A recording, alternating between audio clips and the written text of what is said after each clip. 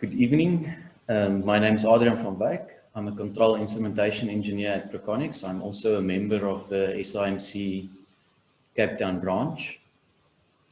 I'm a certified functional safety professional, and I'm extremely passionate about technical safety.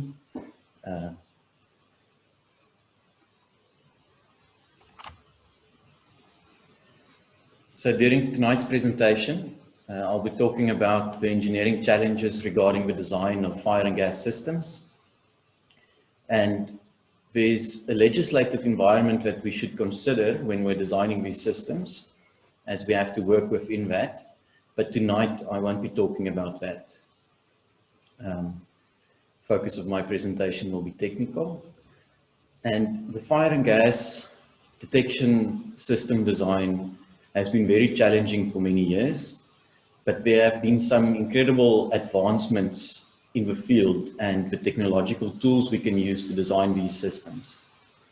So as we mentioned, we'll have a Q&A afterwards, so please make use of that. So typically when we design or engineer a system, we choose a set of design criteria. Like for a pressure vessel, we'll design it to withstand the maximum design pressure. Or if we have something like an electrical motor, we'll design it to a maximum startup current. Steel structures, we design with maximum load capacities in mind. It's no different when we design fire and gas systems. So we have similar design criteria. And typically it's to detect an incipient fire before it escalates and gets out of hand. Or we want to detect a gas leak before it accumulates to above its flammability limits.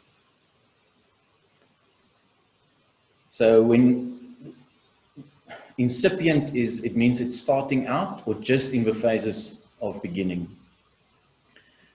So when we look at the effectiveness of our system, it's the ability of our system to perform its intended function or for producing a decided or desired effect. For fire and gas systems, we want to alarm at a certain point when we detect a fire, for example, 25 kilowatts, or for a gas detection system, alarm when a gas cloud reaches 20% LEL, for instance. So, like I mentioned, in hazardous classified areas, we want to detect a gas leak before it ignites. If a leak has ignited, then it means it's a fire. If it was small enough, and we want to detect that fire before it escalates. So in the design, we'll differentiate between designing for gas leaks of a certain size or pool fires, jet fires maybe, or all of them. But we'll need to determine that design case fire size or gas cloud.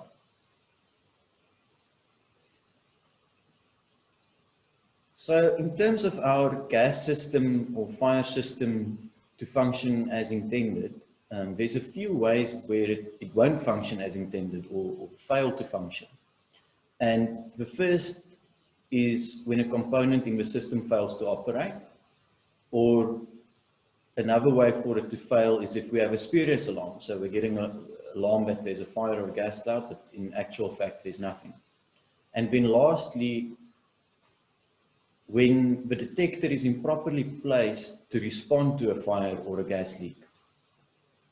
And I think it's important in terms of our systems to understand that buying and installing the instrument is not solving the problem. The manufacturer is selling a very good piece of equipment with a very low chance for the components to fail. They have to jump through tremendous hoops to get all the relevant legislative approvals and certifications. So it's only a very small portion of actually solving the problem of detecting a fire or a gas leak. So here from the standard, we can see this quote here. Gas detection systems are reliant upon the transport mechanisms to move the gas or vapor to the sensing element. This is unlike other process safety devices such as pressure or temperature that's in direct contact with the process. So in other words, our it's not guaranteed that our detection system or sensor will be in contact with this process variable we're trying to detect. And just to reiterate, so the sensor location has an impact on the system to function as intended or not. So our effectiveness of the system is impacted directly by sensor location. So when talking about fire and gas systems, and specifically gas systems, gas detection systems, we'll need to talk a little bit about gas dynamics. And for indoor fire and gas systems, they're in areas where we've purposely designed a ventilation system. So the way the air moves through the building is a known factor. But what about outdoor areas with flammable gases or vapors? And what influence does environmental conditions have on our gas leaks and our system's ability to detect them? And here it's important to understand that certain gases are lighter than air, so they tend to accumulate above the leak source in areas of high congestion. So for an indoor example, this would just be at the ceiling level. Gases with neutral buoyancy tend to disperse much slower, but only around the equipment. And then denser than air gases tend to almost pool like a liquid at the ground level or into depressions if they're lower than ground level. Another thing on the physics of our gas to consider is Joule-Thomson effect. So when a real gas or liquid is forced through an orifice, all gases except hydrogen, helium, and neon cool upon expansion. So they cool down, temperature gets lower. However, so we mentioned there the hydrogen is an exception, but hydrogen is also a flammable gas, so it requires some special consideration. So hydrogen actually gets heated up, so it has a negative Joule-Thomson coefficient. And again, here it's important to think about the buoyancy of our gases. So if it's denser than air, and as it leaks out, it actually cools down, that actually, the density goes up for the gas. So it almost tends to hug around the equipment, and only as it gets heated up to ambient temperature, it disperses more readily into the air. So first we're going to talk about fire detection systems. And for indoor areas, when we talk about fire detection systems, it's typically we detect the fire directly or indirectly. So with sprinkler systems that have frangible bulbs, it's directly detecting the heat. As that detection system is heated up, the bulb breaks and it sprays out water. Or familiar indirect detection method is a smoke detector. So the smoke will accumulate at the ceiling level, and we know there's a fire. But for outdoor areas, this is much more difficult, especially if we're talking about direct methods.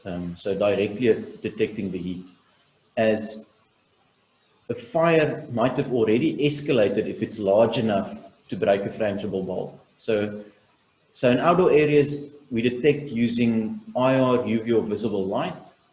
But now it's important to remember that the old adage, if you can't see the camera can't see you. So we're using something on the light spectrum. And typically these optical detectors, the manufacturers specify the field of view of these detectors according to FM 3260. And this standard is, they typically do calibration according to a heptane fire of about 37 kilowatts. So at full scale, it's not uncommon for these optical detectors to be able to detect that out to about 20 meters. And as we can see there on the example of a Kona Vision, but it's limited in the field of view out from the camera. So if the flame is not within the field of, if it's within the field of view of the detector, but our detector will provide an output to the system. But if it's not within the field of view, what then? Well, then we'll have to place another fire detector. So in order to get an unobstructed view of that fire. So when we say we have design criteria for fire detection systems, what we're actually evaluating is the total area covered by a fire detector's field of view in a three-dimensional space. So we're evaluating the percentage of the area or the volume of the area where that fire can hide, where it's undetected.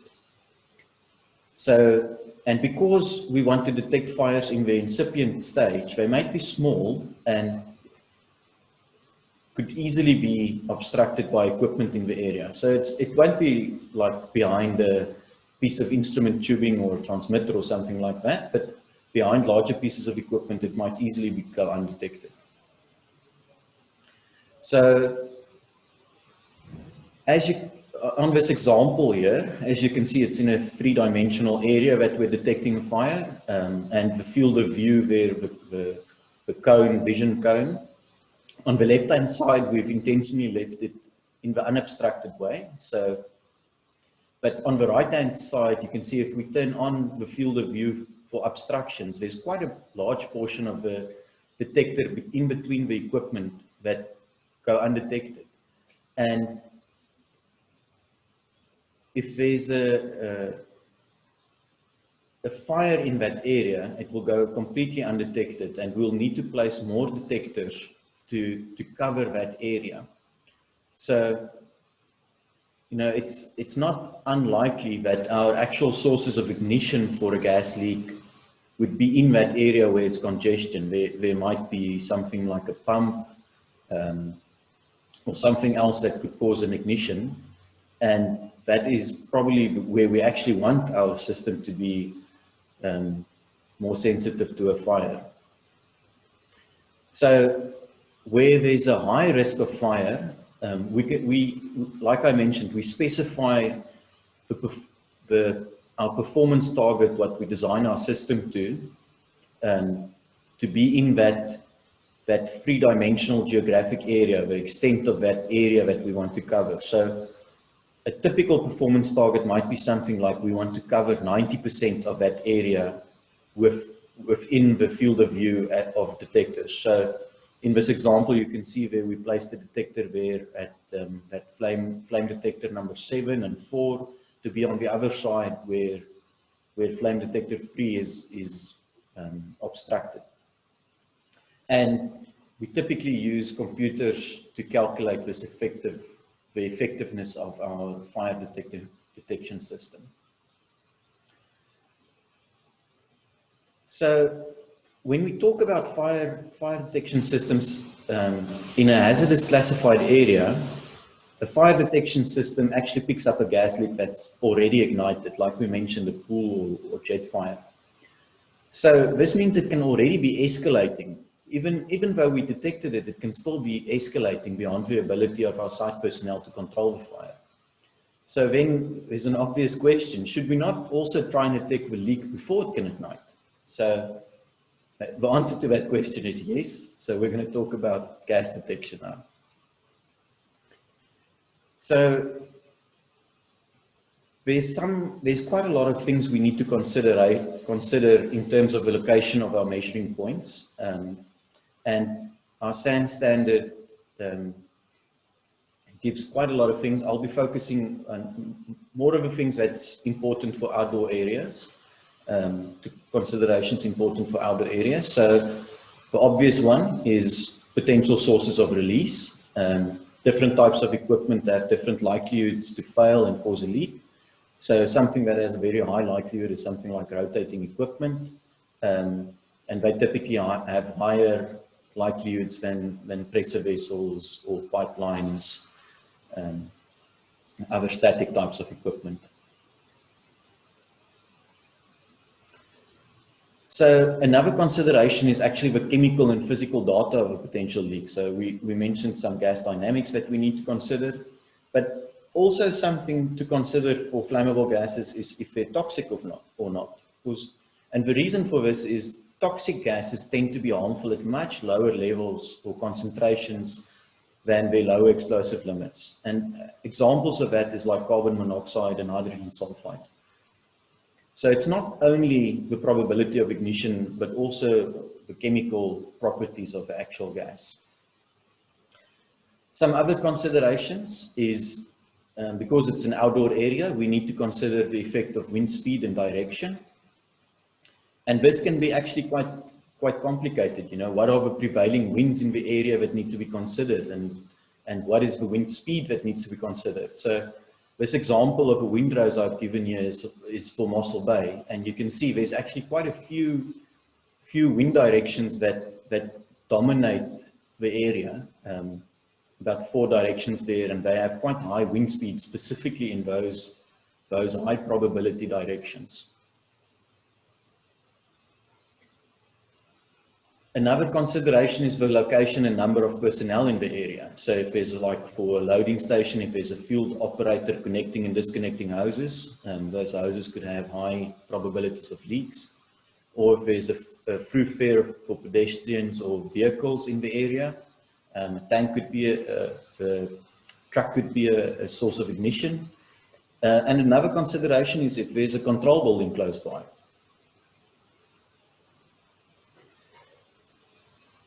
Another consideration, like we already mentioned, is the location of ignition sources like the truck or the pump, but also what's adjacent to this area. Is there any ignition sources if the gas migrates out of the actual area that we're considering? Structural arrangements that could allow vapors or gases to accumulate. If there's significant confinement in the area, or it's heavily congested, then ignition could cause an explosion, and not only a jet fire or a flash fire, and this is due to the acceleration of the flame front. So just thinking back to like when you pinch a hose, a water hose, you know, the water goes faster as you pinch it smaller and smaller, and exactly the same thing happens with a gas cloud that's ignited. As the congestion goes up, that flame is moving much faster, and the potential for damage much higher. And then lastly, locations should be such that sensors can be readily maintained and calibrated. It seems obvious, but I mean, if we're talking about the effectiveness of our system, we also need to take that location that we're putting it, that it's effectively detecting our gas, but it must also be maintained adequately. A lot of these technologies have quite short maintenance periods, like once every 3 months, etc. So given all these factors, and like I mentioned, I only listed the most important ones for outdoor areas. There's a few more in the standard, but all of these considerations for the location, you know, what guidance is given for the placement of the detectors? So the first point there is the application of generally accepted empirical rules developed by experts based on their past experience. And this is much more typical for indoor applications than outdoor applications, although there are some generally accepted rules that's been developed. And a consideration for prescriptive methods, because it's these general empirical rules, they tend to be overly conservative. So rather err on the side of caution, because you just simply cannot have sufficient knowledge of all the environmental considerations for a specific area or site. The windrows I gave as an example, you know, having that type of site-specific information by applying empirical rules is difficult. But in some cases, it might be appropriate to have prescriptive methods. For example, you know, we mentioned indoor applications, and for outdoor applications, if it's a very small area, it might be more appropriate. The next item there, on-site experimentation to simulate and describe precisely the behavior of the gases. So using smoke tube tests or anemometer readings, or more detailed techniques such as tracer gas analysis. So for outdoor locations, this will be very difficult to get representative wind speeds and directions as indicated like on our example windrows. You'll be spending a lot of time there, and then the wind might not be blowing at a speed or direction that's actually prevailing for the area. And just purely for some other time of the year, like in Cape Town where I live, the wind direction changes from southeast to northwest as the seasons changes. And that's basically the two prevailing winds. Another consideration is that you'll be spending all of this time with the equipment in a hazardous classified area. So the third guidance given there is numerical simulation of the gas dispersion. And if all of these considerations we've talked about, it's a lot of things to analyze and a lot of permutations and combinations. And it just seems like we'll almost fall into this analysis paralysis. Only a few years ago, doing a single CFD simulation for one of these scenarios would take longer than a day. So now we're proposing like to do thousands of CFD simulations for all these study permutations and combinations. But computers are much more powerful than 10 years ago. We have things like cloud computing now. And what a numerical simulation gives us is we can actually virtually iterate and test assumptions. It could even be a site we haven't built yet. Because these days it's like extremely common practice to use 3D models for the plants or sites if we're doing some other form or other engineering there. And those 3D models then can be employed in the simulations. So now we can run 1,000 CFD simulations in less than 2 days. And it's incredible. And this makes using numerical simulation actually viable in typical project timelines. Like I mentioned, it could take more than a day just a few years ago. So on 1,000 days, it's incredible. So for a gas detection system, if we're talking about the effectiveness of our system and the design criteria, what we'll be doing is we'll evaluate the fraction of leaks scenarios that our system can detect based on performance targets linked to the actual risk of ignition or occupancy, like we mentioned earlier. And again, we can do this for high, medium, or low risk. Like I mentioned, if there's high risk of ignition and a lot of confinement, then for that high risk scenario, we'll probably look at like trying to detect a fraction of above 90% of our leak scenarios. And we can do this for the complete combination of multiple leaks.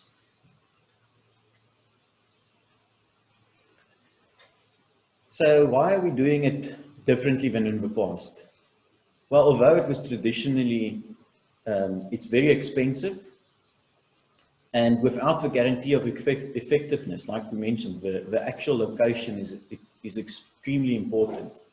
But there's also been a massive technology push. Cost of computing, etc., has come down tremendously. We have access to things like drones now.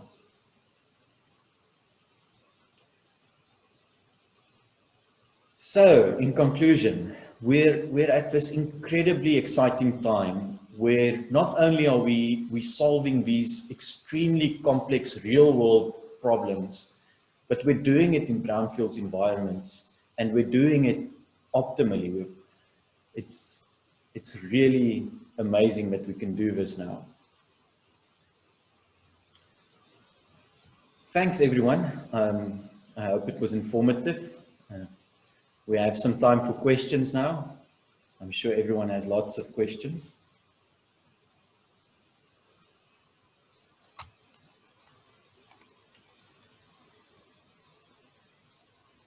When you were going through the presentation, I was wondering, because I mean, it feels like it's mostly windy in Cape Town. So I was wondering about the wind directions that you usually get there. And it's interesting that there are mainly only two major wind directions that you're getting. Yeah.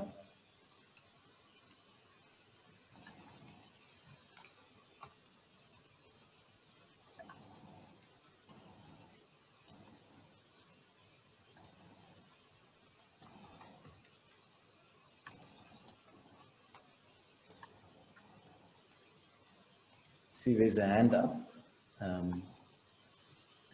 So let's just quickly, okay. Hi, Gideon. Yeah, sure. I think one of the things also you talk about exterior is you got to bear in mind that you may have a lot of turbulence from nearby structures, which may impact very much on prevailing wind direction. And you find that something there will give you a total different scenario or even a turbulent wind, which also will have a different outcome in terms of your design.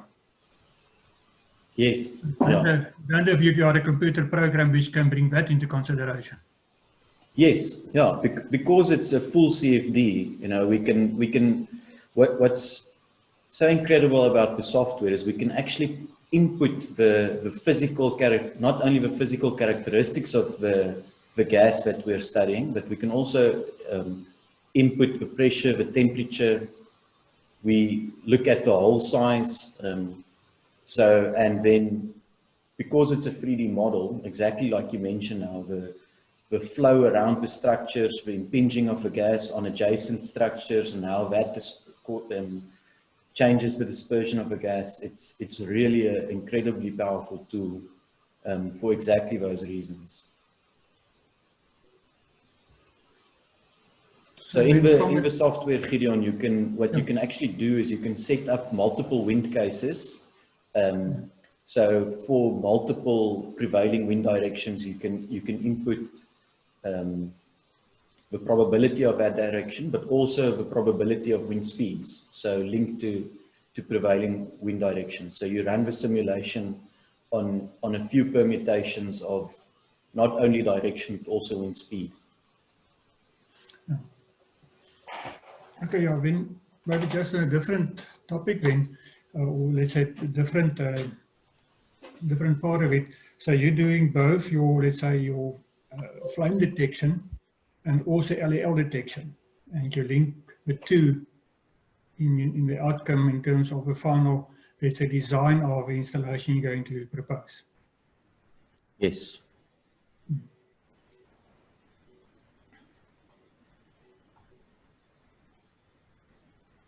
But you won't use LEL to, let's say, to trigger your fire, how do you call it, your fire extinguishing measures. That is purely as an alarm function. Typically, it's, yeah, sorry, Gideon, now continue. Yeah, alarm function, and you may cut power to the plant and devices, so you cut your ignition sources. Yeah, so typically it's two separate actions. So in terms of the standards,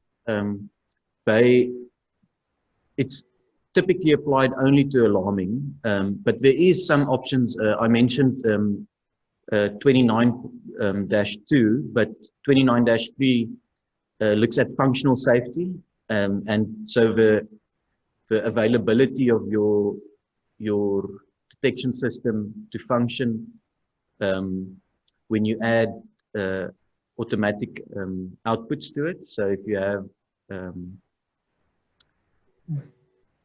like activating of a gaseous suppression system or a deluge system or closing emergency shuttle valves, etc.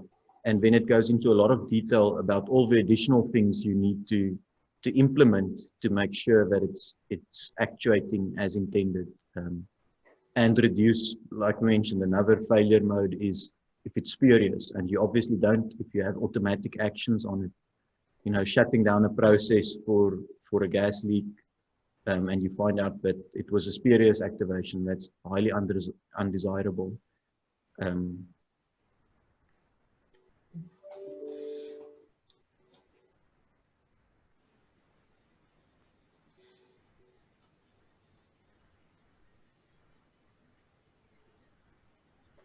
sorry, Gideon, did that answer your question? Yes, Elmarie, yes, and she did answer my question. Yeah, right, yes. Well, let me not take up more of the questions. There might be other people who want to ask questions now. Okay. Then next we have Daniel, and there's also on the Q&A side. Adrian, where would you like to start? I think Tavashin's question came through while Gideon was talking, early on. So frangible bulbs, experience of frangible tubing as used near LPG loading areas. Find it difficult to obtain technical specification for frangible tubing. So I'm assuming, so we typically term that, no, I can't remember. We typically use that. I haven't used that personally around LPG loading area. Where I've used it is on EIVs, so that if there's a fire on the emergency isolation valve itself, then it will close the valve. And technical specifications for that, yeah, I'm familiar with that, but not. Yes, we typically talk about fusible links. Is it, Tavashin, is it similar? Because yeah, that's what I'm thinking of. I think we can allow Tavashin to talk, Okay. then we can find out. Hi. Hello, Elmarie, can you hear me? Hi, we can hear you. Thank you. Okay. Yeah. So, Adrian, yeah, when I spoke about frangible tubing, I'm talking about the type of tubing that is typically pressurized with like instrument A or something like that, and it activates a pressure switch. So, in the event of a fire, the tubing is burnt, and then it releases the air and activates a low pressure switch alarm, and then that activates the deluge system, especially around LPG truck, the road cars, LPG road cars. Yeah. We have a deluge system into which these road cars park when they're loading LPG. And then we have frangible tubing surrounding that area. So in the event of a fire, those that tubing can detect it. But we find it difficult to correctly specify the tubing and to obtain the correct tubing. So often it is based on the experience of the instrument supervisor or somebody in that area that does this. So we were looking for guidance on the correct type of tubing to install in that area. Yeah, so yeah, sorry, we typically term it fusible links, but it's exactly the same. Yeah, we have some experience with specifying that. Unfortunately, I can't think of it off the top of my head now. Okay, no problem. Yeah, but it's it's. Thank you. Audra, do you typically use a specific guideline for that, or how do you obtain or make the decision?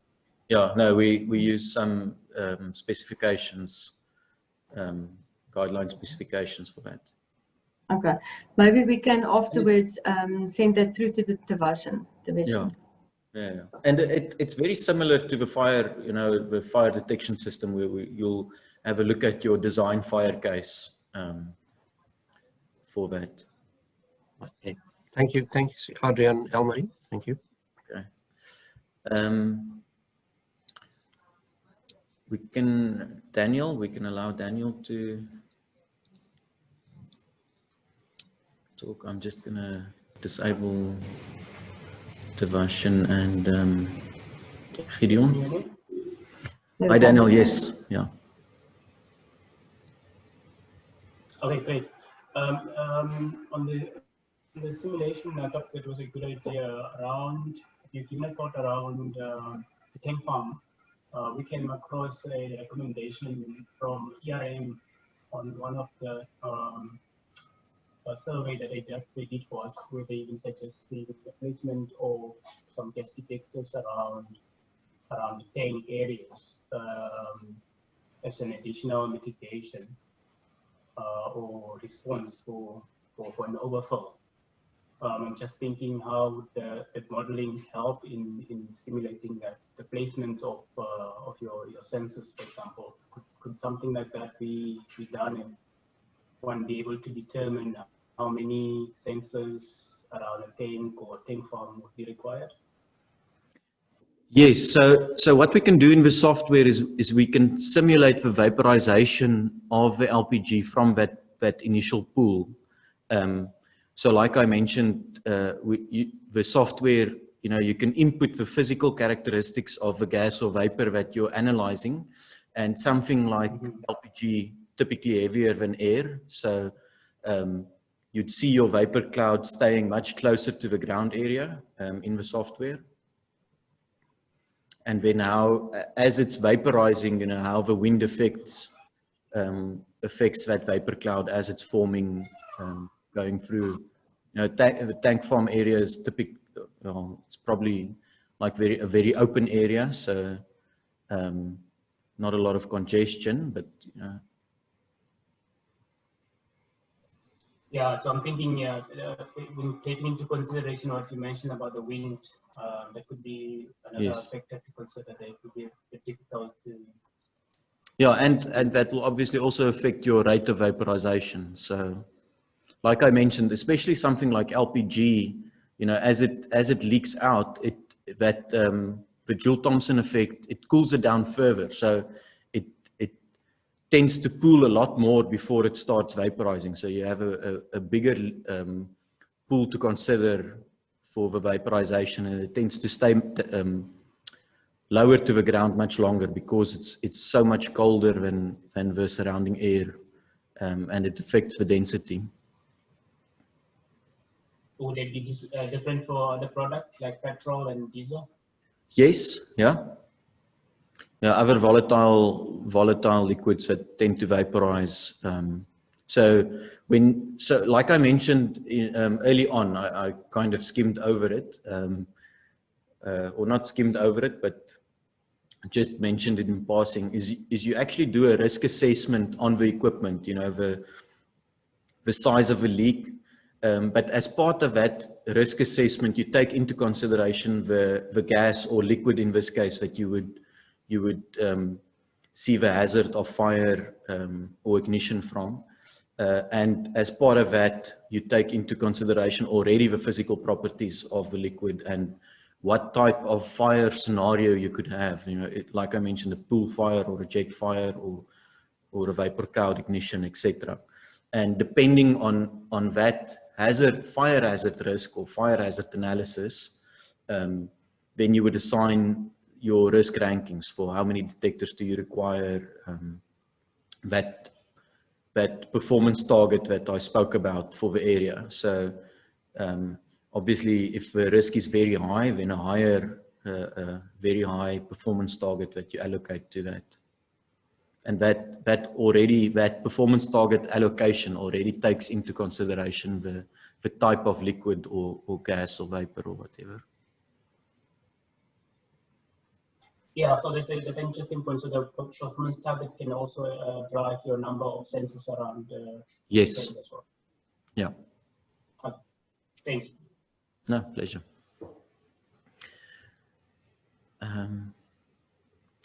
So I see another question there on the chat. Can the software take voting into consideration? So yes, you can do 1 out of n or 2 out of n. Typically, Gideon had a question around what we term executive actions. So if a system needs to automatically activate something, if it's not only alarming, and for those cases, it's more common to use a 2 out of n configuration because you want to minimize your spurious trips. But then typically the guidance or best practice is to lower your performance target for that 2 out of n scenarios, so that you don't go overly conservative and place a lot of detectors in the area.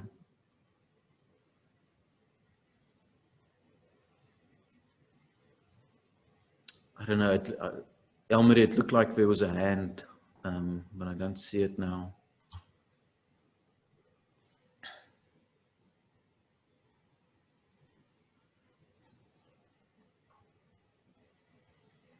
Doesn't look like we have any more questions. Ah. Maybe people are digesting a little bit. I can see if there's some questions.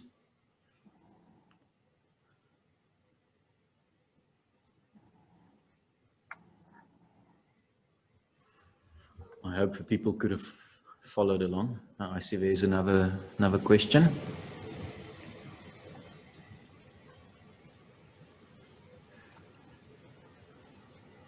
Hello, Elmarie, can you hear me? Yes, we can hear you.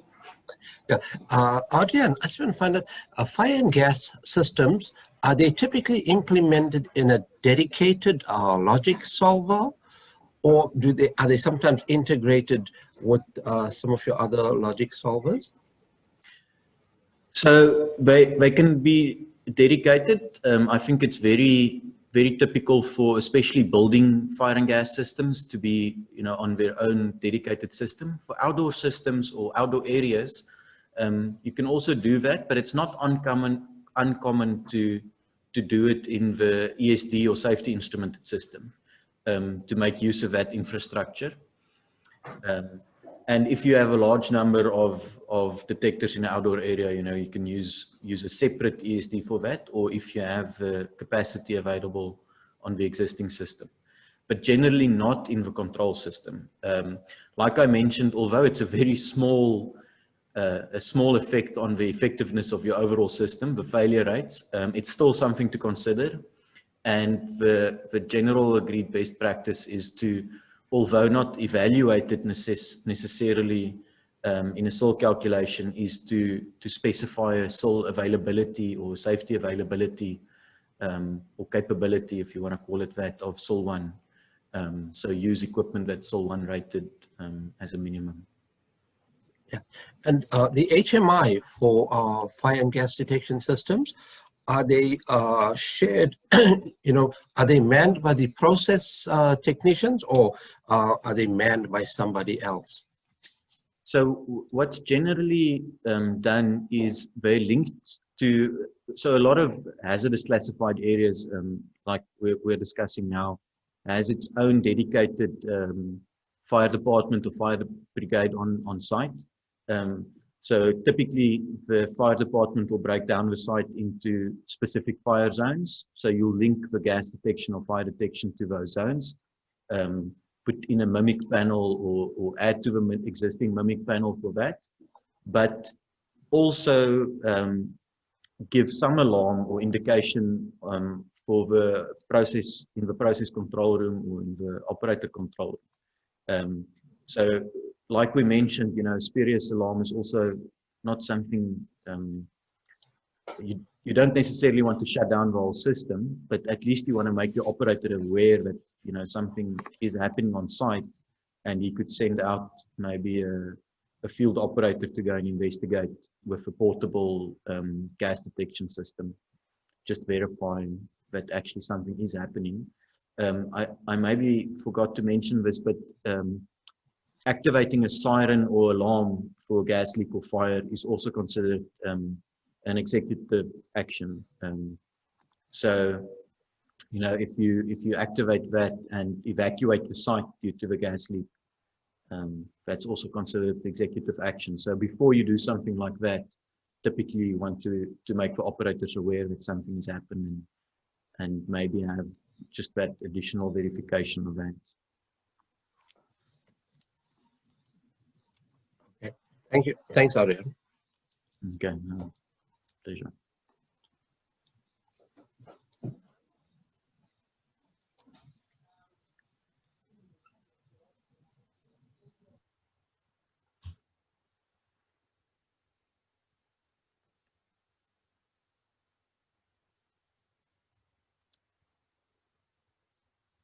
Okay, any more questions?